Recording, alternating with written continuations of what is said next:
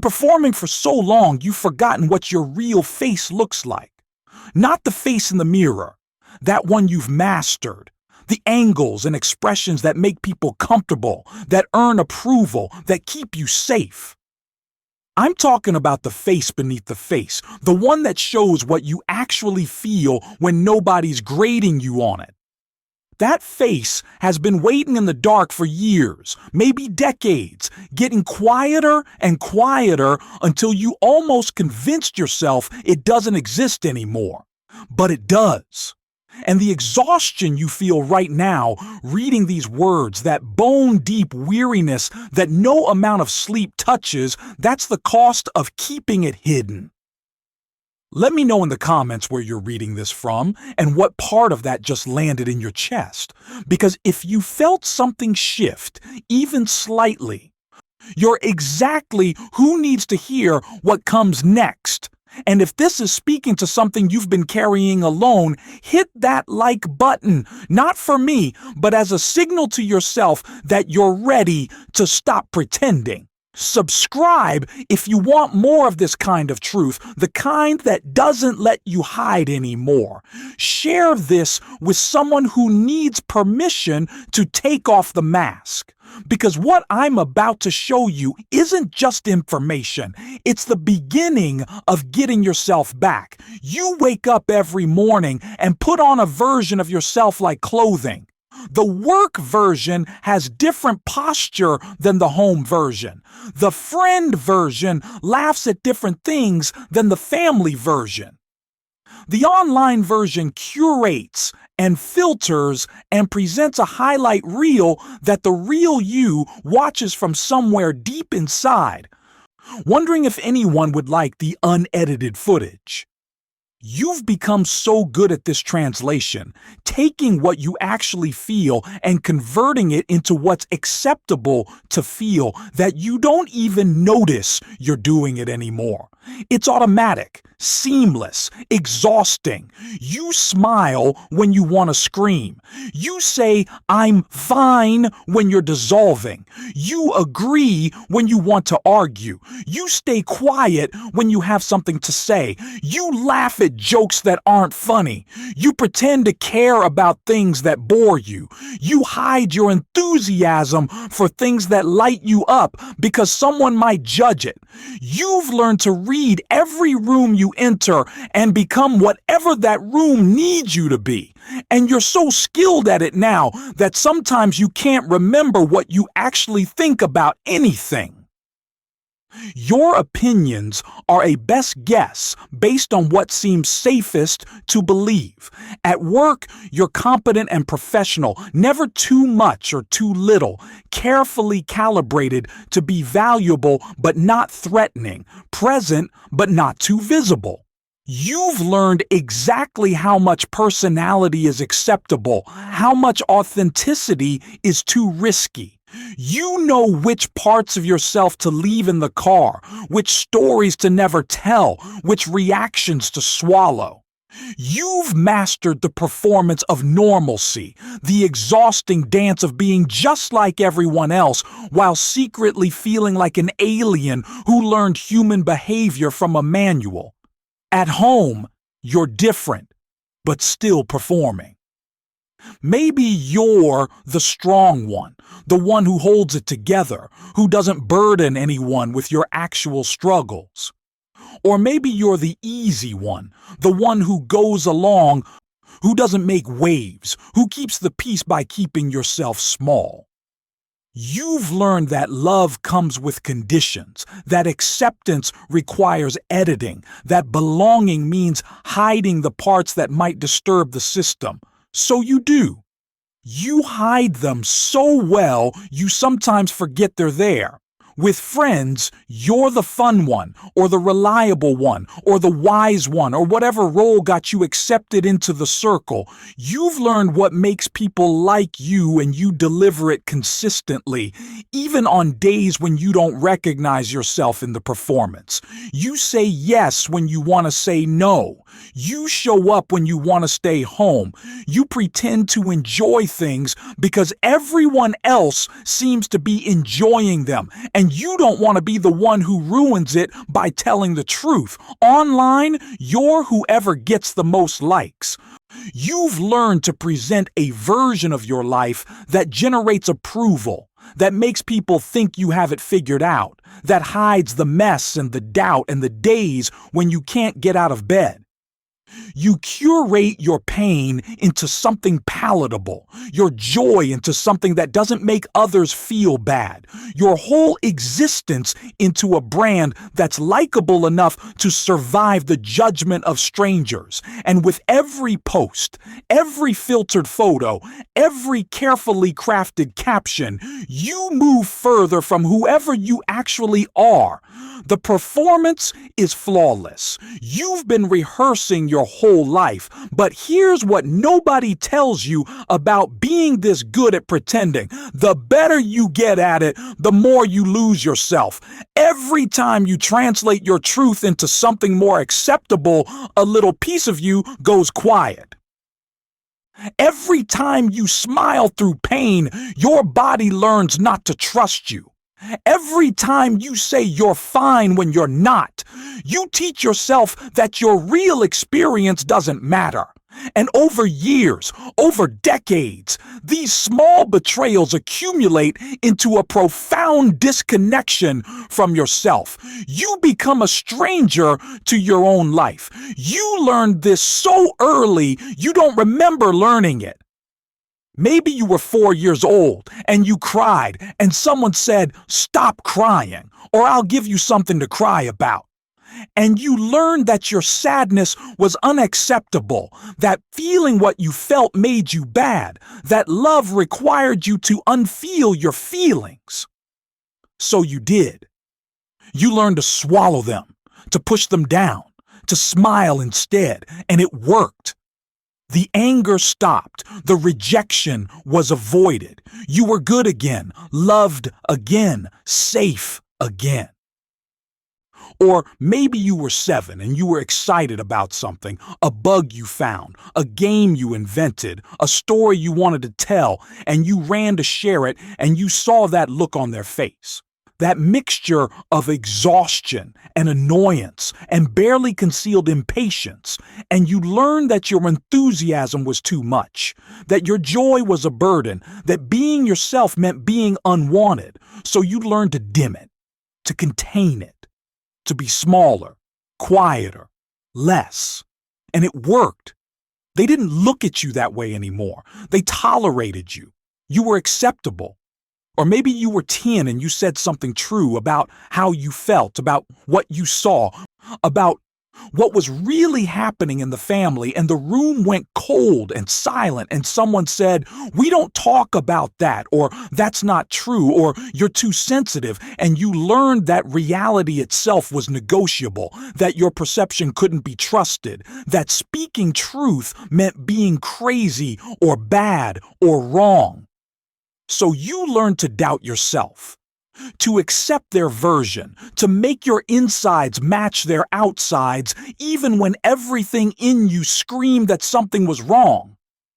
These weren't dramatic moments. Nobody was trying to hurt you. They were just passing along the same conditions they received, the same unspoken contracts they signed in their own childhood. Be good, and you'll be loved. Be perfect, and you'll be safe. Be what we need you to be, and you'll belong. Don't be too much or too little or too different or too real. Learn to translate yourself into something we can handle. Master the performance of acceptability. This is how you survive, and you did survive. You learned the rules. You figured out what each person needed from you, and you became that.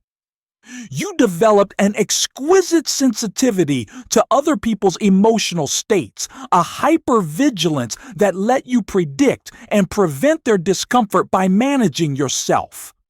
You became a master translator, converting your authentic experience into whatever would keep you safe, loved, accepted, approved of. You learned to read faces and adjust accordingly. You learn to feel the temperature of a room and match it.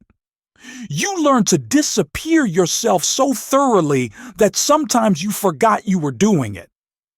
The adaptation was brilliant. It kept you alive. It got you through childhood. It earned you love, or at least the appearance of love, or at least the absence of rejection, which felt close enough. But here's what happens when you spend your whole childhood learning that love is conditional on your performance. You carry those conditions into adulthood like an operating system running in the background of everything you do. You don't question them. You don't even see them. They just are.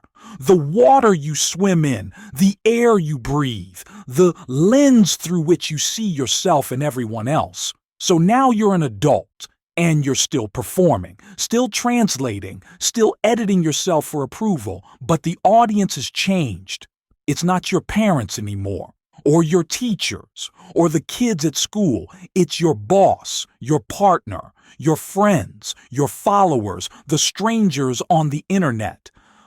The voice in your own head that sounds like all of them combined, telling you that you're still not quite right, still need to try harder, still need to be better, different, more, less. Anything but what you actually are. And the exhaustion compounds because you're not just managing one performance anymore. You're managing dozens. Each relationship requires a different version of you. Each context demands a different translation. You're constantly code switching, constantly adjusting, constantly monitoring yourself to make sure you're being whoever this moment requires. And it's so automatic now that you don't even notice you're doing it. You just notice that you're tired, so tired. Tired in a way that sleep doesn't fix. Tired in your bones, in your blood, in some deep place that has nothing to do with how many hours you slept last night. This is the exhaustion of self-betrayal, the cost of constant translation, the toll of living at a distance from yourself. Every moment you spend being who you think you should be instead of who you are, you're burning energy. Every smile that doesn't match your insides, every yes that should be a no, every performance of enthusiasm or agreement or normalcy, it all costs. And the bill comes due in the form of this bone-deep weariness, this sense that you're running on empty, this feeling that you're going through the motions of a life that doesn't quite feel like yours. Your body knows. Even when your mind has learned to accept the performance as normal, your body keeps score. It knows the difference between genuine expression and manufactured acceptability. It knows when you're lying. It knows when you're hiding. It knows when you're betraying yourself for approval, and it responds. With tension in your shoulders that never releases, with a knot in your stomach that's been there so long you think it's just part of you, with headaches and backaches and mysterious pains that doctors can't quite explain, with exhaustion that no amount of rest touches. With anxiety that seems to come from nowhere, but is actually coming from the constant vigilance required to maintain the performance. With depression that feels like heaviness, but is actually the weight of all the unfelt feelings, all the unexpressed truths, all the unlived life piling up inside you with nowhere to go. Your body is trying to tell you something. It's been trying for years. But you learned so long ago not to trust it, not to listen to it, not to believe it when it says something's wrong. You learn to override it with your mind, to talk yourself out of what you feel, to rationalize away the signals. You learn that your body's wisdom is less important than external authority, that what you feel matters less than what you should feel, that your gut reaction is probably wrong and you should ignore it in favor of logic or politeness or whatever will keep you safe. But your body is not wrong. It never was. That tightness in your chest when you're about to say yes to something you want to say no to, that's your body telling you the truth. That sinking feeling in your stomach when you're around certain people, that's information. That sense of lightness and expansion when you're doing something that actually aligns with who you are, that's your body saying yes, this, more this. Your body has been trying to guide you back to yourself this whole time. You just learned not to listen. This is what happens when you abandon yourself for approval. You lose access to your own knowing. You lose trust in your own experience. You lose the ability to tell the difference between what you actually want and what you think you should want. You lose the connection to your own truth. And in that loss, you lose something essential, something that no amount of external validation can replace. You lose yourself. And here's the mechanism that keeps you trapped. The more you perform, the more you need to perform. Because every time you get approval for the fake version, you learn that the real version is unacceptable. Every time someone likes the mask, you believe a little more deeply that your face would be rejected. Every time you're rewarded for being who they need you to be, you become more convinced that who you actually are is unlovable. So you perform harder. You perfect the translation. You get better and better at being someone else. And the gap between who you are and who you show widens until you can't remember which side is real anymore. The performance creates the need for more performance. The hiding creates the need for more hiding. The self-betrayal becomes self-reinforcing. You're caught in a loop that gets tighter every year, and the cost escalates. What started as a survival strategy in childhood becomes a prison in adulthood. What once kept you safe now keeps you stuck. What once earned you love now prevents you from being loved for who you actually are. Because how can anyone love you if they don't know you? How can you be truly seen if you're always hiding? How can you belong anywhere if you're not bringing yourself? You can't. You can't be loved for who you are if you're not showing who you are. You can't be accepted if you're not revealing what needs accepting. You can't belong if you're always performing belonging. The very strategy that was supposed to get you love is preventing you from receiving it. Because what they love is the performance, not you. What they accept is the translation, not the original. What they approve of is the version you created for their comfort, not the truth of who you are. And somewhere deep inside, you know this. You know that the love you're receiving isn't for you, it's for the mask. You know that the acceptance is conditional on your continued performance. You know that if they saw what you're hiding, they might leave. So you keep hiding. You keep performing. You keep betraying yourself to maintain the illusion of connection. And you call this love. You call this belonging. You call this success. But it feels hollow. It feels lonely. It feels like you're screaming inside a soundproof room where nobody can hear you, and you're starting to wonder if you're even making noise anymore. I see you. I see the performance, and I see what's underneath it. I see how hard you're working to be acceptable and how exhausted you are from the effort. I see the smile that doesn't reach your eyes. I see the yes that your whole body is screaming no about. I see the way you make yourself smaller to fit into spaces that were never meant for you.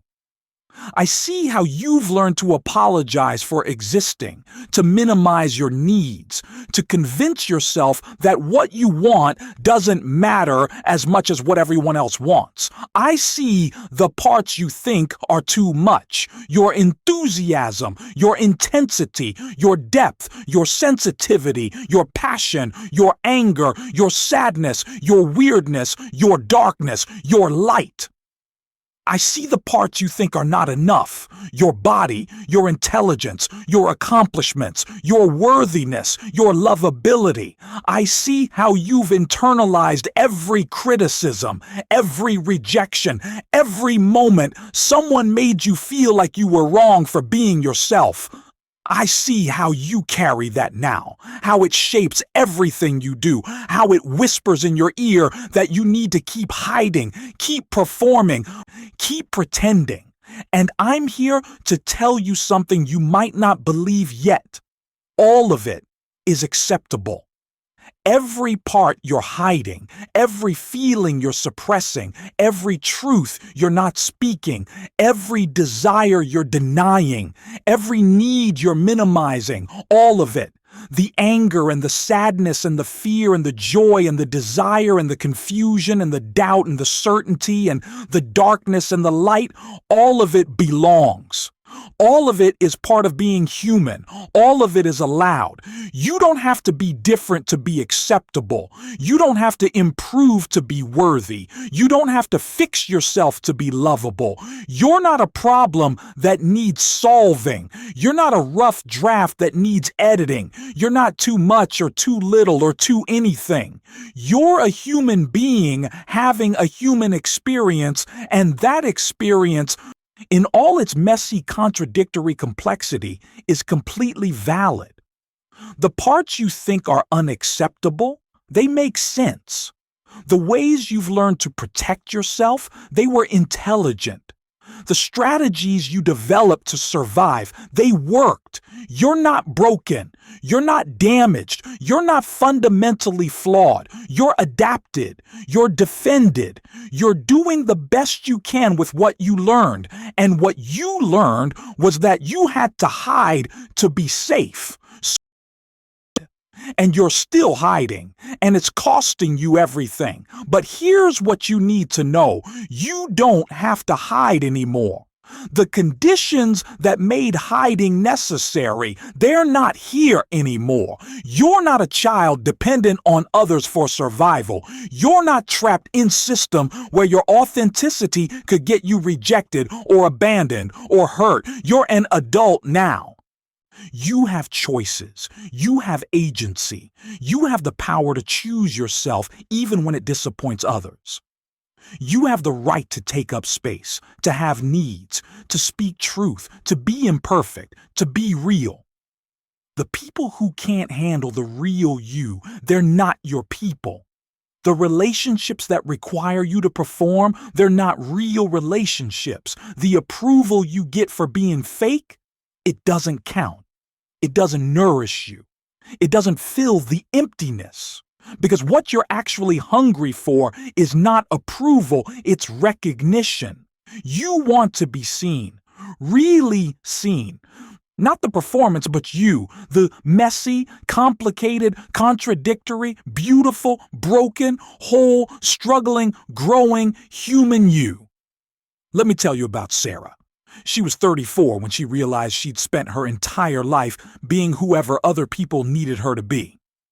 At work, she was the reliable one, the one who said yes to every project, who stayed late, who never complained, who made everyone else's job easier.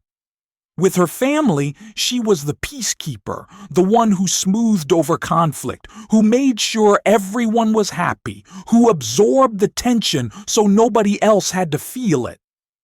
With her friends, she was the fun one, the one who was always up for anything, who never brought her problems, who kept things light. With her partner, she was the easy one, the one who didn't ask for much, who was flexible and accommodating, who made herself small so he had room to be big. She was so good at all of it. Everyone loved Sarah. Everyone thought she had it together. Everyone relied on her, and she was dying inside. Not dramatically, not obviously, just quietly eroding piece by piece, until one day she looked in the mirror and didn't recognize herself. She couldn't remember the last time she'd said what she really thought. She couldn't remember the last time she'd done something just because she wanted to, not because someone else wanted her to. She couldn't remember who she was underneath all the roles she played. The breaking point came on a Tuesday. Nothing special about it. She was sitting in a meeting at work, listening to her boss describe a new project, and she felt her mouth opening to volunteer before her brain even registered what was happening. And in that moment, watching herself perform the role of the reliable one, she felt something crack, not break, crack, like ice beginning to thaw, and she heard herself say, "I can't take that on." The room went quiet. Her boss looked confused. Her colleagues looked surprised, and Sarah felt terror and relief in equal measure. Terror, because she just violated the contract, broken the patent, failed to be who they needed her to be. Relief because for the first time in her adult life, she told the truth. That night, she went home and told her partner she needed to talk, really talk. Not the surface-level check-ins they'd been having for years, but actual truth-telling. She told him she'd been pretending, that she'd been saying yes when she meant no, that she'd been making herself small to make him comfortable, that she didn't know if she even liked the life they'd built together because she'd never stopped to ask herself what she actually wanted. He didn't take it well. He got defensive. He said she was changing, that she wasn't the woman he fell in love with, that he didn't understand what was happening. And she realized he was right. She was changing. Or maybe not changing, maybe just finally becoming, maybe finally letting the person she'd always been underneath the performance start to emerge. And he didn't love that person. He loved the performance. He loved the easy, accommodating, small version of her that never challenged him or made demands or took up space. They didn't break up that night, but something shifted. A door opened, and Sarah started making different choices, small ones at first, saying no to plans she didn't want to attend, ordering what she actually wanted at restaurants instead of choosing based on what seemed easiest, expressing opinions that contradicted the group, letting herself cry instead of swallowing it, letting herself be angry instead of making it go away. Letting herself want things instead of pretending she didn't need anything. It was terrifying. Every time she told the truth, she braced for rejection.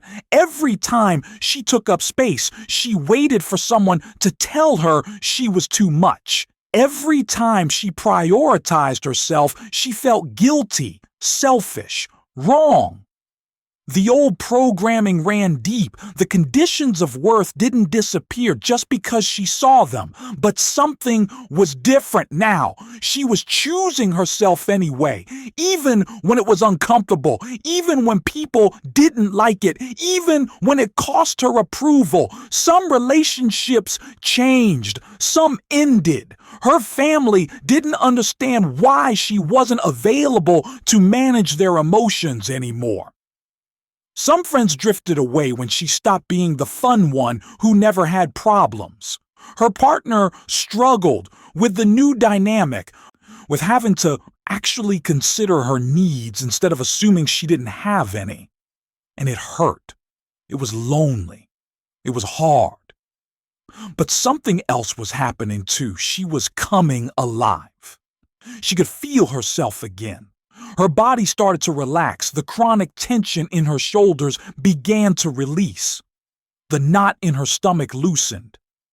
She started sleeping better. She started having energy again. Not the manic energy of performance, but real energy. The kind that comes from alignment, from congruence, from finally being who you actually are. And new relationships formed, real ones, with people who wanted to know her, not her performance. People who could handle her complexity, her contradictions, her full humanity. People who didn't need her to be easy or small or accommodating. People who loved her more when she was real, not less. Sarah told me later that the hardest part wasn't the external consequences. It wasn't the relationships that ended or the approval she lost. The hardest part was learning to trust herself again. Learning to believe that what she felt was valid, that what she wanted mattered, that who she was underneath all the performance was actually acceptable. The hardest part was unlearning the conditions, deprogramming the belief that love required her to be someone else, remembering that she was enough exactly as she was. She's still practicing. It's not a destination. It's not something you arrive at and then you're done. It's a direction, a commitment, a daily choice to prioritize truth over approval, authenticity over acceptance, yourself over the performance. Some days are easier than others. Some days she still catches herself performing, still feels the pull to make herself small, still hears the voice that says she's too much or not enough or wrong for being herself. But now she notices. Now she has a choice. Now she can choose differently. Or take Marcus. He was 41 when everything fell apart. Successful by every external measure. Good job, nice house, respected in his community, married with 2 kids. From the outside, he had it all figured out. From the inside, he was suffocating. He'd built his entire life around being the strong one, the provider, the one who had it together. He'd learned early that men don't cry, don't struggle, don't need help, so he didn't, or at least he didn't show it. He carried everything alone, the stress of work, the pressure of providing, the weight of being the rock everyone leaned on. He never complained. Never asked for support, never admitted when he was drowning. Because that's what men do, right? They handle it. They push through. They don't burden others with their problems. Until one day, he couldn't anymore. He was driving to work and he had to pull over because he couldn't breathe. Panic attack, the doctor said later. Your body's way of saying enough. But Marcus didn't have panic attacks. Marcus was fine. Marcus was strong. Except he wasn't. He was breaking. Had been breaking for years, just did it so quietly nobody noticed. That panic attack cracked something open, forced him to admit he wasn't fine, forced him to tell his wife he was struggling, forced him to ask for help, which felt like the hardest thing he'd ever done, because asking for help meant admitting weakness. And weakness meant he was failing at being a man, failing at his role, failing at the one thing he thought he was supposed to be good at. His wife surprised him. She didn't judge him. She didn't leave. She said she'd been waiting years for him to let her in, to show her what was really happening inside him, to stop pretending he was invincible. She said she wanted a partner, not a hero. She wanted a human, not a performance. Marcus started therapy, started learning that strength isn't the absence of struggle. It's the willingness to be honest about it. Started practicing saying, I'm not okay when he wasn't okay. Started letting people see his vulnerability instead of his armor. Started crying for the first time in 20 years. Started admitting when he needed help. Started being real. It was the hardest work he'd ever done. Harder than building his career. Harder than providing for his family. because it required him to dismantle everything he thought made him valuable. It required him to discover that his worth wasn't in his strength or his success or his ability to handle everything alone. His worth was inherent, just in being human, just in being himself. His relationships deepened. His marriage became real instead of performative. His kids started coming to him with their problems because he'd shown them it was okay to have problems. His friendships moved beyond surface level because he'd given people permission to be real by being real first. He lost some relationships too, people who only wanted the strong version, who couldn't handle his humanity. But what he gained was so much more valuable: connection, real connection, the kind you can only have when you're not hiding. Marcus is still learning. Still catching himself falling into old patterns, still fighting the voice that says real men don't struggle, don't cry, don't need help. But now he knows that voice is lying. Now he knows that the strongest thing he ever did was stop pretending to be strong. Now he knows that his humanity isn't a weakness to hide, it's the only thing worth showing. These stories aren't special. They're not exceptional. They're what happens when someone finally chooses themselves. When someone finally decides that being real is more important than being liked. When someone finally stops betraying themselves for approval. It's messy. It's hard. It costs something. But what it gives you is your life back, your actual life, not the performance of a life, not the Instagram version, not the one that looks good from the outside while feeling empty on the inside. Your real, messy, complicated, beautiful, broken, whole, struggling, growing, human life. And here's what nobody tells you. The moment you stop pretending, everything changes. Not because the external circumstances change, though sometimes they do, but because you change. Your relationship with yourself changes. The constant vigilance relaxes. The exhaustion lifts. The anxiety that came from living at a distance from yourself begins to dissolve. You start to feel at home in your own skin for the first time in years, maybe ever. Your body starts to trust you again because you're finally listening to it instead of overriding it. You're finally honoring what it tells you instead of forcing it to comply with what you think you should feel. You're finally treating it as a source of wisdom instead of an obstacle to manage. And when your body trusts you, it stops having to scream to get your attention. The chronic pain eases, the tension releases, the exhaustion transforms into energy. Because you're not spending all your resources maintaining the performance anymore. Your relationships transform. Some end, yes. The ones that were built on your performance, that required you to be someone you're not, that couldn't handle your full humanity.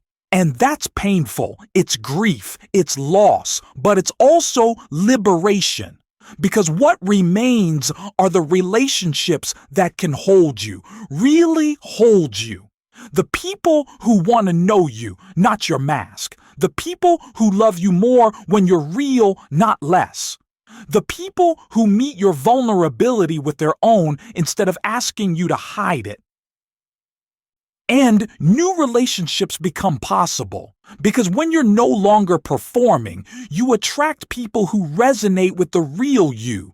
You stop drawing in people who want you to be small or easy or accommodating. You start connecting with people who can handle your full range, your complexity, your depth. You find your people. The ones who feel like home because you can finally be yourself with them. Your work changes. Not necessarily the job itself, though sometimes that shifts too. But your relationship to your work transforms. You stop saying yes to things that deplete you just to prove your worth. You stop performing competence at the cost of your well-being. You start making choices based on alignment instead of approval. You start using your voice instead of swallowing your truth. You start taking up the space you deserve instead of making yourself small to make others comfortable. Your sense of self solidifies. For the first time, maybe ever, you start to know who you are, not who you should be, not who others want you to be, not who you perform being, but who you actually are underneath all of that. Your preferences, your values, your boundaries, your desires, your truth. It stops being a mystery. It stops being negotiable based on context. It becomes clear, solid, yours. And here's the profound part. You start to realize that you're not actually too much or too little or too anything. You're just you, and you is enough. You is complete. You doesn't need improvement or editing or translation. You just needs permission to exist, permission to be expressed, permission to take up space in the world without apology. This is what happens in the body when you stop performing. There's an initial discomfort because your nervous system is used to the vigilance, used to the constant monitoring, used to the performance. When you stop, there's a gap, a void, an unfamiliar sensation of not knowing what to do with yourself. Your body might panic, might try to pull you back into the old patterns, might create anxiety or restlessness or the urge to go back to performing because at least that's familiar. But if you stay with it, if you don't run back to the performance, something shifts. The nervous system begins to recalibrate. The constant state of alert begins to soften. You start to feel something you might not have felt in years. Relaxation. Real relaxation. Not the collapse kind that comes after pushing too hard, but the settled kind that comes from alignment, from congruence, from finally being who you actually are. There's a pull inside you. You felt it your whole life. Sometimes it's quiet, almost imperceptible. Sometimes it's loud, undeniable. It's the pull toward wholeness, toward truth, toward yourself. It's been trying to guide you home this entire time. Every moment of discomfort, every symptom, every breakdown, every crisis, it's been this pull trying to break through your defenses, trying to get you to stop performing and start being. You've been fighting it, medicating it, managing it, trying to make it go away because you learned that the pull toward authenticity is dangerous, that being yourself gets you rejected. That wholeness requires you to abandon the strategies that kept you safe. So you've been resisting, pushing it down, overriding it with logic or obligation or fear, convincing yourself that the performance is necessary, that you can't afford to be real, that authenticity is a luxury you don't have. But the pull doesn't stop. It can't.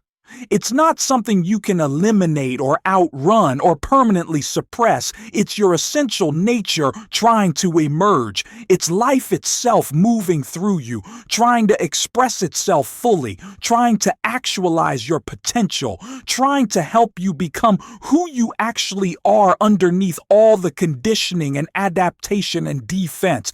Every time you betray yourself, you're fighting this pull. Every time you say yes when you mean no, every time you smile when you want to scream, every time you make yourself small to make others comfortable, you're resisting your own nature. And that resistance costs. It creates the tension, the anxiety, the depression, the exhaustion, the chronic pain, the mysterious symptoms that doctors can't quite explain. Your body is trying to tell you, stop fighting yourself. Stop resisting who you are. Stop performing and start being. The shift isn't about becoming better. It's about stopping the betrayal. It's about finally allowing yourself to be who you've always been underneath the performance. It's about trusting that who you are is acceptable exactly as you are. It's about choosing yourself even when it disappoints others. It's about prioritizing truth over approval, authenticity over acceptance, your actual life over the performance of a life. This isn't self-improvement. This is self-acceptance. This is radical permission to be human. This is the revolutionary act of choosing yourself in a world that taught you to choose everyone else first. This is coming home to yourself after years of exile. This is finally letting yourself be seen. And here's what life looks like on the other side. Not perfect, not problem-free, not without struggle or doubt or difficulty, but real, grounded, yours. You wake up and you know who you are. You don't have to check the context to know how to be. You don't have to translate yourself for acceptability. You just are. And it's enough. You have relationships that feel like home because you're finally bringing yourself to them. You have work that aligns with your values because you're no longer willing to betray yourself for a paycheck. You have boundaries that protect your energy because you've learned that your well-being matters as much as anyone else's. You have a body that trusts you because you finally started listening to it. You have a life that feels like yours because you stopped living someone else's version of what your life should be. You still have hard days, days when the old patterns pull at you, days when you catch yourself performing, days when you hear the voice that says you're too much or not enough or wrong for being yourself. But now you notice. Now you have awareness. Now you can choose differently. Now you know that the performance is optional, that authenticity is available, that you have the power to choose yourself even when it's uncomfortable. You practice every day, in small moments, saying no when you want to say no. Expressing the opinion that contradicts the group, letting yourself cry instead of swallowing it, asking for what you need instead of pretending you don't need anything, showing up as you are instead of as who you think you should be. Each small choice is a vote for yourself. Each moment of authenticity is a practice of self-loyalty. Each time you choose truth over approval, you strengthen the muscle of being real. And gradually, over time, it gets easier. Not because the external world becomes more accepting, though sometimes it does, but because you become more solid in yourself. You become less dependent on external validation. You become more anchored in your own truth. You become more willing to disappoint others if that's what choosing yourself requires. You become more comfortable with the discomfort of being real. The relationships that remain deepen because real connection can only happen between real people. When you stop performing, you give others permission to stop performing too. When you show your vulnerability, you create space for others to show theirs. When you tell the truth, you invite truth-telling. When you're authentic, you attract authenticity. And the connections that form from that place, they're the ones that actually nourish you. They're the ones that feel like home. They're the ones worth having. Your work becomes an expression of who you are instead of the performance of who you think you should be. You start making choices based on alignment instead of obligation. You start saying yes to things that light you up and no to things that deplete you. You start using your unique gifts instead of trying to be good at what everyone else values. You start creating value from your authenticity instead of your performance. And the work that emerges from that place, it's better, more impactful, more sustainable, more you. Your relationship with yourself becomes the foundation of everything else. You stop abandoning yourself for approval. You stop betraying yourself for belonging. You stop making yourself small to make others comfortable. You become your own ally instead of your own critic. You become your own safe place instead of your own threat. You become your own home. This is what's available right now, in this moment. Not someday when you're better or different or more healed. Now, the choice is yours. You can keep performing, keep translating, keep hiding, keep exhausting yourself trying to be acceptable, or you can stop. You can choose yourself. You can tell the truth. You can be real. You can let yourself be seen. It won't be comfortable at first. The people who loved your performance might not love your authenticity.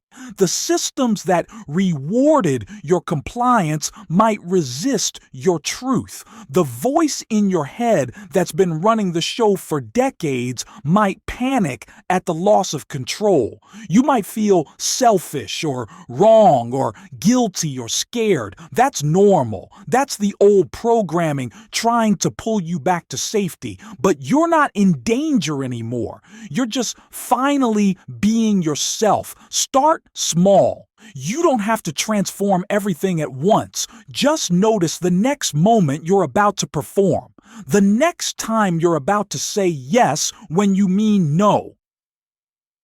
The next time you're about to smile when you want to scream. The next time you're about to make yourself small. Just notice. And then ask yourself, what would happen if I didn't? What would happen if I told the truth? What would happen if I let myself be real? Maybe you don't have to do it. Maybe you're not ready. Maybe it feels too risky. That's okay. Just notice. Just become aware that you're choosing the performance, that it's not inevitable, that you have agency, that you could choose differently. And maybe next time you will, or the time after that, or the time after that. Because here's the truth, you're going to disappoint people either way. You can disappoint them by being who you're not, by performing and pretending and hiding and exhausting yourself trying to be acceptable. Or you can disappoint them by being who you are, by telling the truth and taking up space and choosing yourself even when it makes them uncomfortable. Either way, someone's going to be disappointed.